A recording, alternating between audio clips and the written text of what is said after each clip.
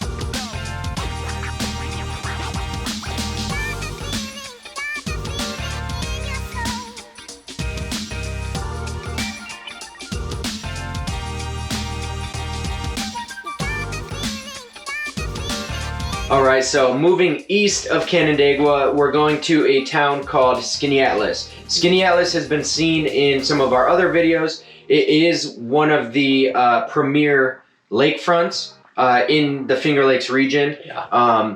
As far as things to do, we have Last Shot Distilleries. So we have a bunch of breweries. There's some wineries out there. Aniella's Vineyards.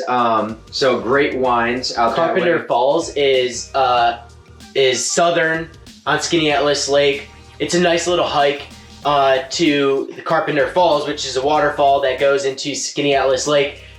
Gorgeous site. A lot of people will actually travel just to see Carpenter's Falls. Yep. A lot of you lovebirds out there might like the Mid-Lakes Navigation, which is a dinner cruise. It's a small little cruise boat that goes out on the lake for a dinner cruise, and it creates a nice romantic, if you will, evening. Dinner with the loved ones. And I think you can probably get married on the boat too. Our parents special events got married on the Canandaigua Lady, so Canandaigua has a similar cruise boat, but I'm pretty sure you can do the same thing in Skaneateles, which is pretty cool. A lot of people will look for those destination wedding type deals. And then in Skaneateles, it is a smaller village, a smaller town vibe, but you're looking at a lot of festivals, specifically the Christmas and the fall festivals. Everybody raves about them.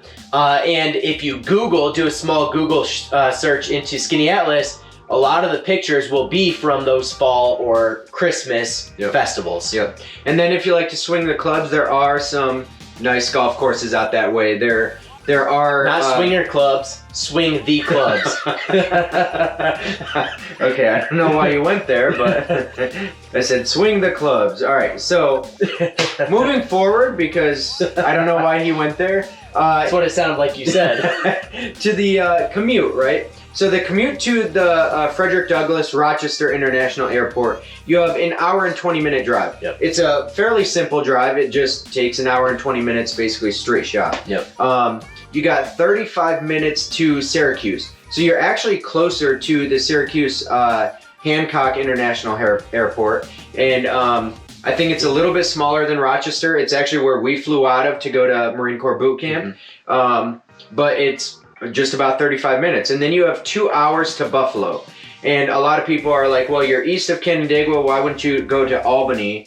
And you would tack on an extra half hour if you went to Albany. Yeah. So you would rather go to Buffalo if you want a major airport. Yeah, so Skaneateles is considered the central New York, Syracuse region, but it's not quite in the capital district of New York. So it, like Anthony said, it's about 2.5 hours to Albany. And so Syracuse and Rochester would be the closest bigger cities, as well, obviously. I said Syracuse.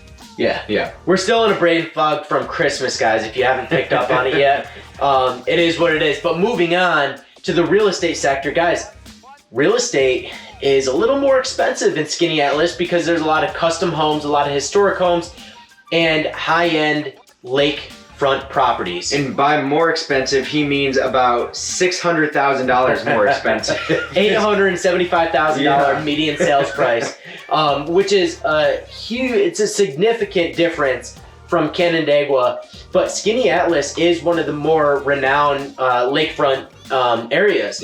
And we're looking at slightly skewed prices simply because there's not nearly as many listings. And the ones that are listed are 9 million, 3 million, 4 million, 2 million, 1 million, 695,000. Right? So even in the village, you're looking at very high-end real estate on some of the smaller homes, or maybe just the bigger, more historic homes. But beautiful real estate. You get bigger properties, and you get Skaneateles Lake.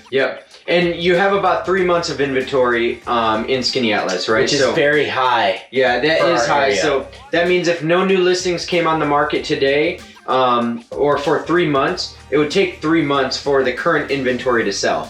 Right? Whereas Canandaigua is 1 month. And that's not because Skaneateles is a less desirable place to live. It's because the real estate prices are high. So not many people can actually afford those prices, the $9 million range, right? So it takes a little longer to sell than, you know, a $150,000 property or a $231,000 property that you would see in Canandaigua. Absolutely, absolutely. Moving on to the school districts in SKANEATELES, right? SKANEATELES Central School District. We're talking very good schools. Yeah. We're talking the 60th ranked school in New York State. Which is in the top 10%. Yes. Top 10%, and athletics are still very good out there. Yeah. They're not top tier like Canandaigua or Victor, the next school that we're about to talk about, but they are very good schools in athletics, in arts, extracurriculars. So if you're bringing your family to SKANEATELES, you won't be disappointed by the schools either. Right.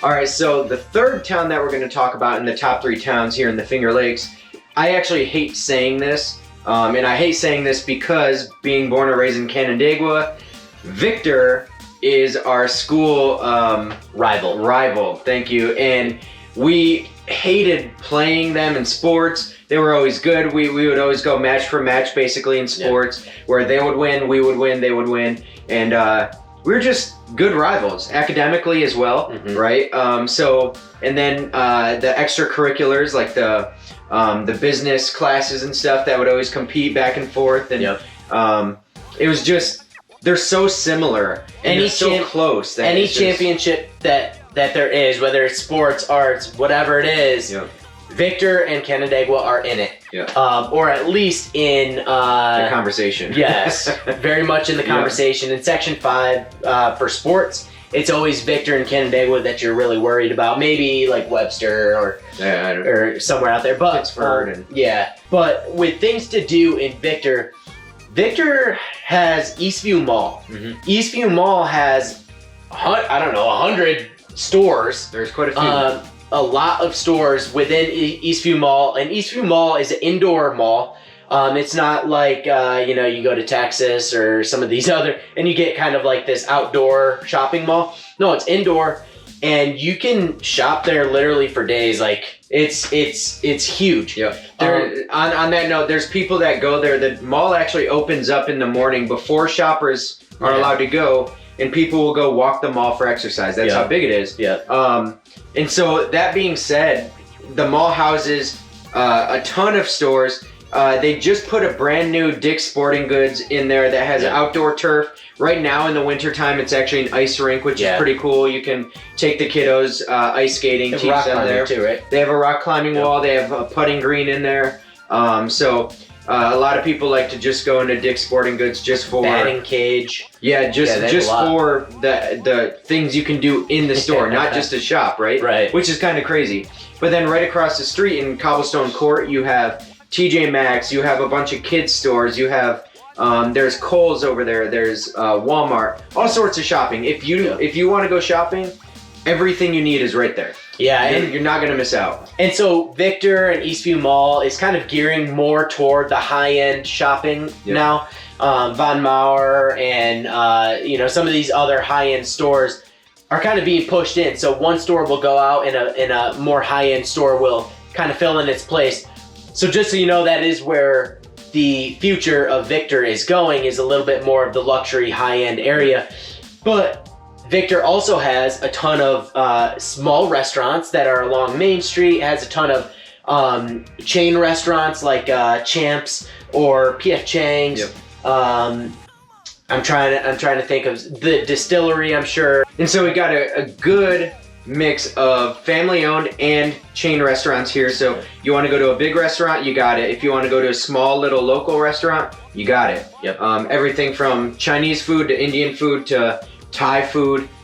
You've got all sorts of different eateries here, right? And breweries, things like that. Moving into the commute from Victor, right? It's very similar to Canandaigua. You're actually talking slightly less commute, right? Yeah. 26 minutes to Rochester International Airport. So it's about 10 minutes closer. Yep, 10 minutes closer. And then it's, it's pretty equivalent to Syracuse. Mm-hmm. Just about an hour, and then an hour to Buffalo. And then an hour to Buffalo. Yep. So Victor is a little bit more central than maybe Canandaigua or SKANEATELES is. However, it's a little bit more of a trek to get onto the expressway. There's no like easy path to get onto the expressway. And because Victor is so commercialized at this point, there's a lot of traffic. Yeah.